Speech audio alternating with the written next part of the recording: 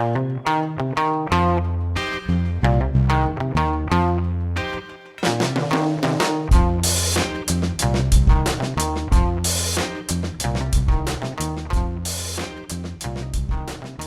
pessoal, estamos aqui para a gravação de mais um podcast, o Pod Arte, o podcast da Fundação Cultural Badeschi. Dessa vez vamos conversar aqui com o Elcio Miyazaki, que foi o proponente da exposição Pater, sobre pertences vivos. Nessa exposição participaram os artistas Alexandre Siqueira, Bruno Gold, Bruno Romme, Camila Fialho, Elcio Miyazaki, Gabriel Passotto, João Paulo de Amaral, Marcelo Amorim, Mazina Pinheiro e Gal Ciprestes, Priscila Halpin e o Ralph Guerri, Vicente Lima, terminando com o William Caldas. Todos esses artistas aí de várias regiões do Brasil que vieram para o edital da Fundação. Conosco aqui então o nosso amigo Elcio e a Vitória, que está aqui também junto com a gente. Tudo bem, Vitória? Olá, gente, tudo bem? Vou ler então aqui um pouquinho do currículo do Elcio, né, que foi o proponente que escreveu o edital de exposições de 2025. O Elcio é artista visual com formação em arquitetura e urbanismo, é nascido em São Paulo, onde vive e trabalha. Sua prática envolve instalações, além de performances registradas em fotos e vídeos. Com base em pesquisas, utiliza objetos e dados principalmente das décadas de 1960 a 1980, significando abordagens quanto ao período ditatorial no Brasil. Questões que envolvem o identitário homem também estão em seus projetos. Entre as exposições via digitais que já participou, destaca-se os estados Rio Grande do Sul, Santa Catarina, Ceará, Pará, Bahia, Goiás, Minas Gerais, Espírito Santo. Passou por vários estados brasileiros já no seu currículo, e suas obras estão em acervos públicos também, como, por exemplo, na Universidade de Brasília. Obrigado. Muito legal até, como você foi assim circulando no circuito brasileiro também com as exposições. Nossa, você sabe assim, que te escutando, né, daí que a gente acaba tendo um pouco Da dimensão, assim. Né? Eu mesmo já não lembrava. Legal. Foram bastante. Você foi o proponente da exposição aqui, são vários artistas de várias regiões, mas a gente quer, antes de falar sobre a proposta que você enviou aqui à Fundação, conhecer um pouco mais de você, né? De onde você veio, como começou a sua trajetória, quando que você se viu artista. Acho que o pessoal sempre gosta de ouvir um pouquinho da história do pessoal. Tá. Nossa, eu acabo considerando o meu início assim, como artista visual 2013, né? Acho que principalmente quando eu acabei expondo pela primeira vez ali em Ribeirão Preto, interior de São Paulo. E lá a montagem foi tão bem feita, a montagem, que daí pensei, nossa, acho que é o começo realmente, né, da minha carreira como artista, né. Mas daí, como foi falado, né, eu sou formado em arquitetura e urbanismo. Acho que isso explica um pouco de como que as minhas assim, exposições, né, tanto individuais quanto coletivas. Coletivas, assim, quando eu estou, né, envolvido na expografia, né, na curadoria. Eu não me considero curador, né, porque acho que curador já é um outro sentido, né, quando realmente o curador ele pesquisa realmente o artista, convive com ele, assim, no sentido de visitar os ateliês, né, dos artistas, tudo, e ficar acompanhando. Enfim, mas é um pouco isso, né? Acho que como foi aqui, né, na Fundação Cultural Badeschi, né? Então, acho que a exposição era bem... acho que fugia um pouco, né, do convencional, né? Sim. Pater, sobre pertences vivos, fala sobre paternalismo, não só sobre isso, né? Tem muitos outros assuntos implícitos ali nas obras, na sua, por exemplo, né? Falamos muito sobre domínio, sobre, né, a sua figura militar, né, também no seu trabalho. Queria que você falasse um pouquinho mais sobre ela. Então, é uma série, tanto é que assim, 2013, né, também coincide com aquelas grandes manifestações, né? Acho que isso eu tinha lembrado, acho que numa outra conversa que eu tive recentemente até. Então acho que a gente viveu, né, um período complicado já desde 2013, né, onde a PM, né, andou avançando sobre manifestantes, sobre a imprensa também, né? Foi para cima. Então aquilo me chamou muita atenção. Parecia que a gente estava vivendo, né? Revivendo um período, né? Complicado que a gente teve, né? Aqui no país, justamente no recorte onde eu faço os meus trabalhos, né? Enfim, de 64 a 85, né? Que é esse período complicado aqui no país. E eu nasci em 74, né? Então, justamente dentro desse período, só que quando a gente é criança, a gente não lembra do que se passou, né? Então acho que a minha produção também é no sentido de eu conseguir vivenciar esse período que eu nasci, só que com olhos de adulto, né? Então, justamente, acho que tem muitos trabalhos que foram expostos aqui da minha parte que justamente toca nesse assunto, né? Desse período. Eu tenho um trabalho seu que eu estava recentemente parando para olhar assim, porque a gente trabalha aqui dentro, às vezes a gente passa rápido no vídeo, mas tem lá que os procedimentos são quase que de enfermeiros para levantar o corpo, dobrar. Mas quando a gente olha dois homens, né, não tem como pensar em outras questões. Isso foi intencional, seu? Como é que você vê esse trabalho? Então, acho que são as duas coisas, né, também, né? Acho que tem uma parte, assim, que...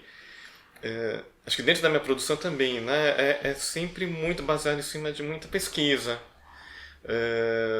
com esses materiais, né, de manuais de primeiros socorros, até do próprio exército aqui do Brasil. Então, muitos procedimentos ali foram retirados em cima desses manuais. Então é lógico, né, quando a gente começa a encenar, né, esses procedimentos, acho que dá margem realmente para essa outra leitura, né, de dois homens, né, um cuidando do outro e tal. Então, realmente, né, acho que de uma certa maneira a gente prevê um pouco isso, né, quando a gente vai fazer a performance e tal. Só que em nenhum momento eu peço pros atores reforçarem esse lado, né, então eu tento ir muito no fluxo também da leitura deles, né. É engraçado porque para mim a seda parece muito estampar a sexualidade frágil do homem, né? Que parece que quando ele toca no outro, quando ele ajuda o outro, tem alguma coisa que fere a masculinidade, né? E eu acho que é esse ponto importante. A gente discute sexualidade, mas de uma forma sutil. Né? Sim, isso muitos curadores eles leem dessa maneira mesmo, né? Que não é nada assim evidente, explícito, né? Sim. Explícito. Então acho que tem um pouco realmente esse... Acho que eu procuro ter esse cuidado também, né? E, enfim, eu acho que é bem isso mesmo, realmente para questionar um pouco, né? E eu acho que a gente tem muito desse problema. Acho que isso ficou mais evidente com o governo federal passado, né? E então também, muito desses trabalhos também eles foram executados... Até trabalhos um pouquinho anteriores foram realmente foram executados dentro desse período do governo passado, né? Então até para realmente questionar, né? Legal, isso aí. Como que foi a questão, né? São vários artistas, né, que são de vários estados brasileiros, e como que vocês se reuniram, como que vocês se conheceram, assim, bem dos bastidores, como que vocês são amigos, ou participaram de algum momento, de alguma exposição junto, como que foi, assim? Também é um misto, né? Alguns artistas já tenho...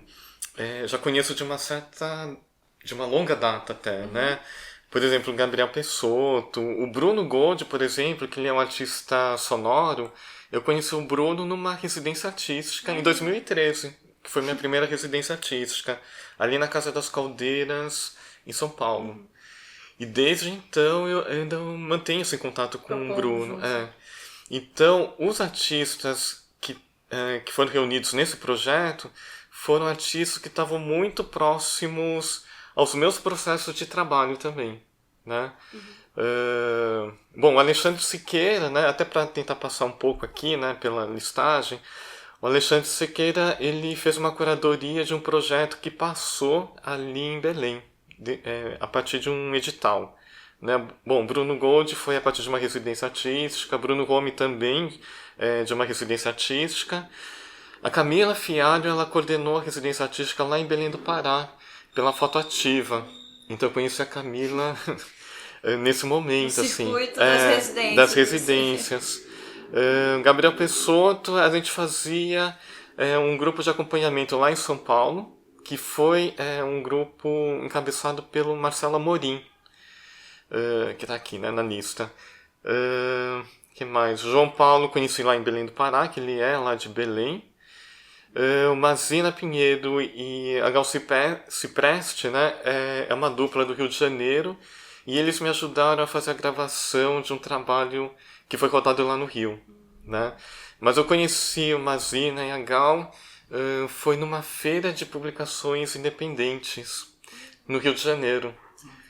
Então, acho que a feira também independente de publicações, elas ajudam a aglutinar também. Total, não. Né? As feiras e as residências, elas têm esse papel da coletividade, Sim. de troca também sobre os processos, né? Mas então, você conhece todos eles, e você que então falou, tem um edital aberto, vamos propor algo, como que chegou a isso? Então, porque antes a gente já se reuniu isso, assim, né, as produções lá em São Paulo. Uhum. Quando o Marcelo Amorim, ele me propôs uma data ali no espaço que ele cuida, que é um espaço autônomo, né, independente e tal.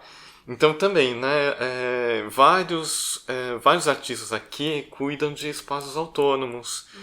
O Alexandre Siqueira, ele cuida de uma residência artística e ele acolhe os artistas na casa dele mesmo, né?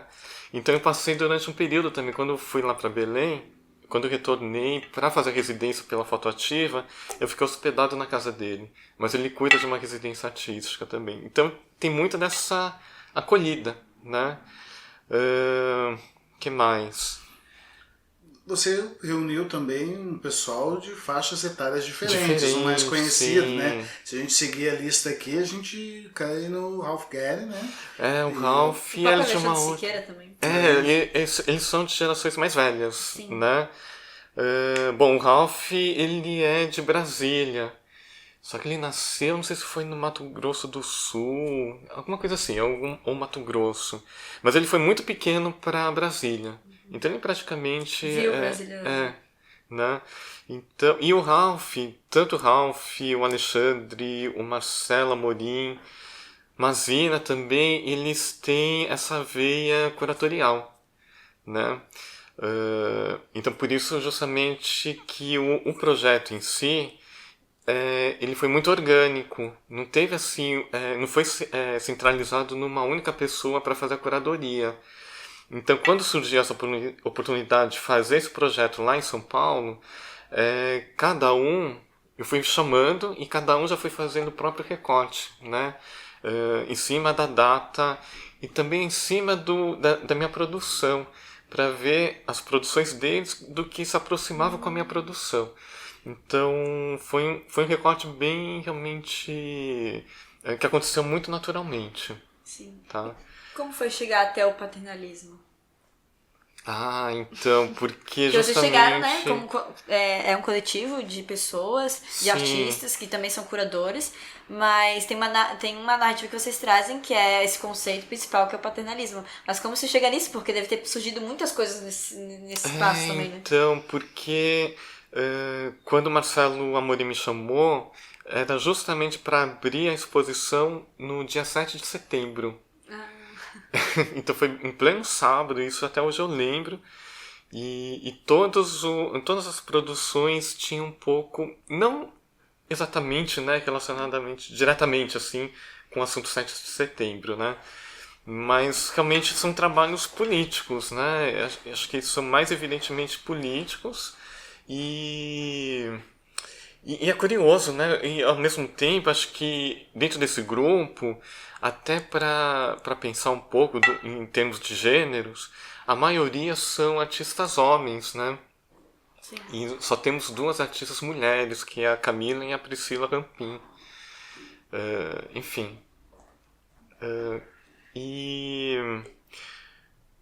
Então acho que isso mostra também até um pouco esse recorte, né? E e até um pouco de como as artistas mulheres também veio sofrendo, né, de uma certa maneira, né, dentro desse espaço. Então, por isso que justamente o projeto chama Pátria, porque acho que a maioria são homens, né, também acho que tem um pouco dessa ligação. E, enfim, acho que vai um pouco nessa corrente. Sim, sim. Houve um caso, até aqui acho que é legal falar, né, de uma pessoa que viu o texto Paternalismo e isso tocou profundamente ela, assim, porque ela, eu vim de uma família patriarcal, meu pai foi excelente. O patriarcado foi maravilhoso para mim. Então é uma ideia, assim, do patriarcado como raiz familiar. E eu acho que não é esse o ponto que a gente toca, né, dentro dessa discussão. Eu acho que é os abusos, né, que sofrem as famílias patriarcais, né? Aquele pai que às vezes é autoritário com a mulher, é autoritário com o filho, quer direcionar o caminho do filho, quer dizer o que a mulher quer fazer. Eu acho que é esse dado que é o pior do paternalismo, né? Sim. O lado do pai família, aquele que respeita, se pensar por esse lado patriarcal, eu acho que nem o nome talvez caberia, né? Como é que tu vê isso? Porque assim, né, até o sentido do paternalismo é quase aquilo de você prestar tanta assistência, mas ao mesmo tempo você não cria uma independência, né, em relação àquele que você está prestando, aquela pessoa que você está prestando assistência, né. Então acho que tem um pouco desse sentido, né, o sentido do paternalismo, mas é muito como você disse mesmo, né, Denilson, que então justamente acho que muitos dos trabalhos eles tocam realmente no sentido de questionar, né, da maioria das coisas que estão colocadas no mundo, né, tanto antigamente como de hoje, e às vezes a gente percebe que muita coisa ainda não mudou, né. Então acho que às vezes isso cai a ficha, a gente fica meio que refletindo, né. Por mais que a gente lute, resiste, acho que muita coisa ainda a gente não conseguiu solidificar, né? Então acho que a gente tem, às vezes é um pouco triste, né? Ver um pouco dessa situação, mas então, tanto é, né, que acho que eu insisto muito nessa coisa assim, às vezes eu lamento, né, que o nosso grupo realmente a maioria são de homens, né? E a gente tem somente 2 mulheres, né? Mas acho que é um pouco isso que acontece, né, no final, né? E a gente vê, né, outras exposições que tentam formar só com artistas mulheres, tal, que eu acho muito louvável, tal. Mas aqui esse grupo surgiu muito realmente dentro das proximidades, né? Então eu reconheço que realmente dentro do meu círculo de proximidades, de amizades, tal, realmente acaba sendo a maioria acaba sendo homens, né? E acho que justamente também não sei, até isso acaba puxando, porque o meu assunto eu tento lidar dentro do questionado em cima da figura masculina, né? Então, mesmo Marcelo, ele também lida com esse fator, né? Então, eu acho que acaba tendo essa proximidade, né, com outros artistas que lidam com essa figura também. Sim. Mesmo a Zina, né? Então, eu acho que acaba sendo muito natural nesse sentido, né? Com os grupos do EJA, né, a gente conversou alguma coisa e eu lembro de citar algumas frases, por exemplo, quem veste as calças na sua família, né? Eu acho que o patriarcal está muito mais ligado a isso, né? Essa figura impondo, porque não é, talvez, digamos, não é errado uma família patriarcal desde que eles estejam dentro de um acordo, mas é não respeitar os outros tipos de família que existem hoje e achar que a patriarcal é o único modelo, né? Que está muito atrelado talvez a um lado religioso, um lado, né, diferente do que a gente vê hoje como sociedade, né, de uma liberdade maior, né, de escolha de gênero, de escolha de como eu quero viver, se eu não quero viver com alguém, se eu quero viver sozinho, né, como que é essa vida hoje contemporânea, né? Eu acho que a gente consegue através da exposição trazer um pouco esse debate. Sim, e eu acho que muitas produções tocavam diretamente até a imagem que vocês usaram, né, para divulgação, né, para chamar, é justamente da dupla Mazina e Gal. E ali tem, né, eles lidam muito, o vídeo que esteve, né, na exposição, toca justamente no sentido da voz. Então, muitos meninos que eram questionados, né? Acho que quando a gente está naquela idade, né? Quando a gente é criança e tal, acho que muitos meninos já se depararam com essa situação de que, menino não pode falar fino, né? Então o vídeo dessa dupla justamente tocava nesse assunto de alguns rapazes que sofreram isso, né? Então ali, se vocês pararem para tentarem lembrar um pouco do vídeo, eu acho um vídeo muito bacana porque ele incendeia, né? É um vídeo que acaba incendiando aquela manta de isolamento acústico, né? Então é quase fosse assim um recado de a gente não isolar, né, essas vozes, né? Então realmente derrubar essa barreira. Então acho... E voltando um pouco para a fotografia, né, ali tem é o próprio Gal, né, só que ele não... ele tenta também...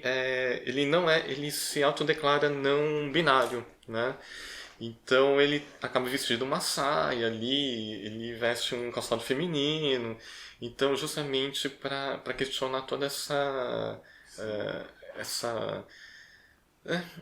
educação que a gente acabou tendo, essa né? estrutura, né? Isso. Quem está ouvindo, né, a imagem ainda ele está segurando um clarinete, né, que acabou sendo incorporado a uma arma de pressão, né, simbolizando a violência das armas. E você pode ver essa imagem no nosso site, tá, gente? Então quem está ouvindo aí, entra no site lá, dá uma olhadinha, porque é uma imagem bem forte, né? A gente questionou, eu lembro na época, porque foi a questão do suicídio, né? Porque estava no mês, né, antes da exposição, e o Juliano, nosso assessor, falou, nossa, mas vai usar essa imagem? Mas aí eu falei, né, vamos realmente levantar o debate, né? Porque a imagem, como você diz, não fala só disso, mas não deixa de passar isso pela cabeça quando você olha para ela. É uma imagem forte. Sim, e acho que ela é muito bem resolvida, né? Então, é uma imagem que chama muita atenção e tem várias camadas ali, né? É tipo uma imagem muito simples, assim, né? Em termos de... É que simples é difícil, né? Que a gente está falando aqui só no áudio, né? Mas, assim... ela tem toda uma complexidade, né? Ela é muito forte, né? Ela é muito forte, ela é simples, assim... que ela não está em nenhum cenário, né? Aquele fundo branco, ela está totalmente voltada para a figura mesmo, né? Mas ela diz muita coisa, né? Também, então acho que ela chama atenção em todas as exposições que a gente já montou, né? E eu acho que não é à toa, né? Então eu achei muito bacana quando vocês escolheram a imagem realmente para divulgação. E porque nas outras vezes a gente... na primeira vez a gente usou... a gente, né, teve... como era de uma maneira muito independente, a gente chegou a criar um convite para cada artista. Né? Então a gente se deu esse luxo.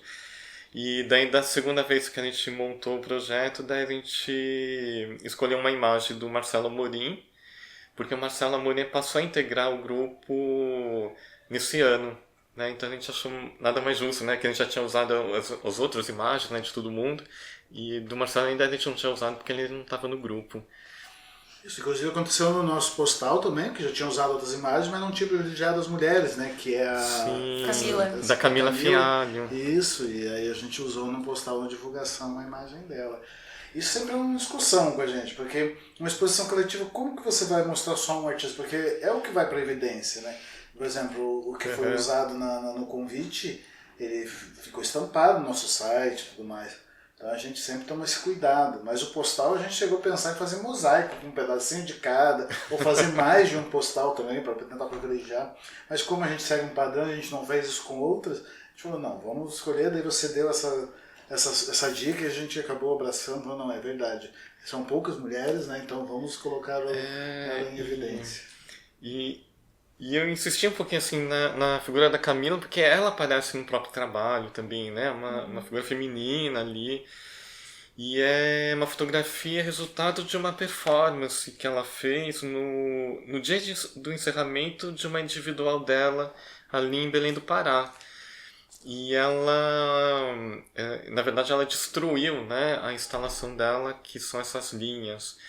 Então aqui também fala de uma barreira, né, meio que tentar romper essas barreiras, né, dessas linhas todas e ultrapassar, né.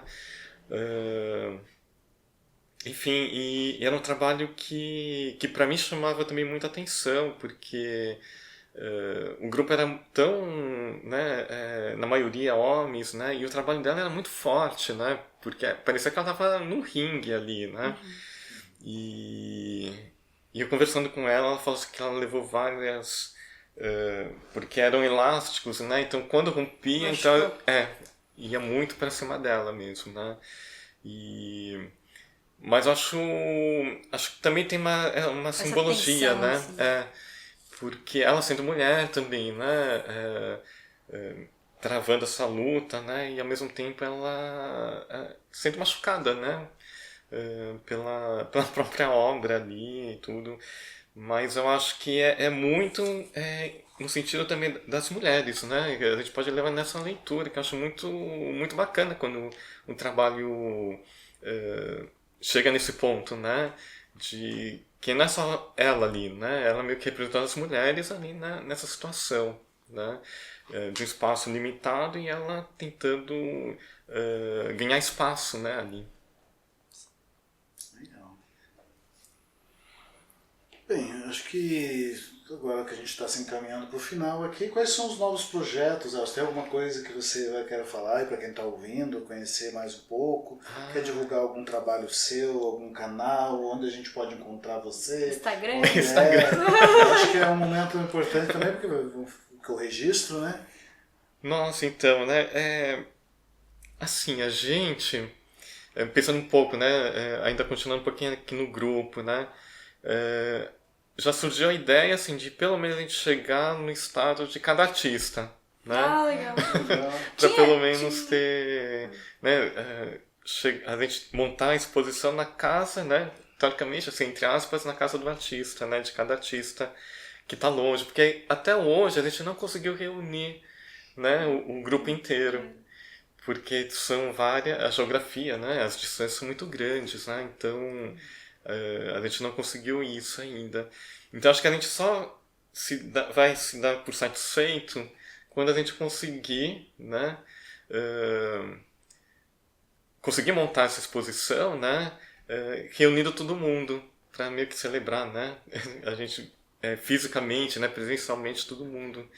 E, enfim, mas a gente já ficou muito contente quando a gente teve essa aprovação aqui, né? Porque foi, acho que até no dia da abertura eu comentei isso, né? Que foi o primeiro sim que a gente recebeu, né? Então, isso vai ficar marcado, assim, pra gente, né? Enfim. E em termos, assim, então, acho que é um pouco isso, né? Pensando, assim, no grupo. Então, acho que a ideia é a gente dar uma continuidade pro projeto. Não sei se a gente vai conseguir, né, fazer isso, porque acho que levam anos, realmente, né? Mas aí cada um também está seguindo a sua própria poética, né? E a gente vai tentando acompanhar. Então acho que é um projeto que a gente vai meio que com o tempo a gente vai renovando, né, os trabalhos, né? Porque cada um vai, né, continua produzindo, né? Então acho que vai ser muito natural também a gente fazer uma revisão desse projeto com o tempo. E é isso praticamente, né? E outros projetos estão aí, né? Pra quem quiser me seguir, o meu arroba lá do Instagram é Miyazaki Elcio, o sobrenome vem primeiro. Legal, pra gente poder acompanhar lá o teu processo, as exposições, por onde vocês estão caminhando nesse Brasil, porque tu é um que sempre que é o que viaja, né, por aí, né? Nossa, esse ano foi... nesse Brasil, né? E eu acho assim, que a gente como artista, né, o Marcelo até brinca, né? Que a gente acaba fazendo turnê, né? Porque a gente vai pipocando de uma cidade para outra no final, né? Mas isso eu acho que é o lado bacana de fazer exposição, conhecer outras pessoas, né? Outros artistas também, para trocar ideias, enfim. Então acho que isso que acaba sendo mais legal realmente, fazendo mais sentido pro nosso fazer artístico, né? Sim.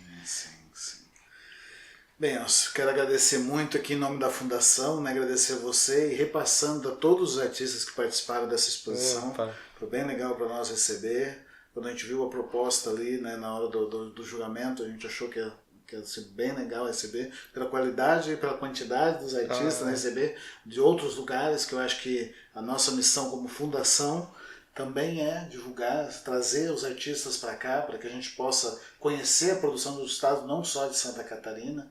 Então é bem importante. Muito obrigado. Obrigado, Vitória, por estar aqui participando com a gente. Obrigada também, gente. Hoje a gente está com a Eduarda aqui na sonoplastia. Obrigado, Eduarda. E é isso aí, gente. Para vocês que querem conhecer mais da Fundação Cultural Badesc, acesse nosso site. Lá você pode conferir o nosso acervo virtual, conhecer todas as exposições. Para você que está ouvindo esse podcast, também estamos com o edital aberto, então cheque nosso site, veja o edital de como participar das exposições aqui na Fundação Cultural Badesc. É isso aí, tchau, tchau. Obrigado mesmo. Valeu, gente. Tchau.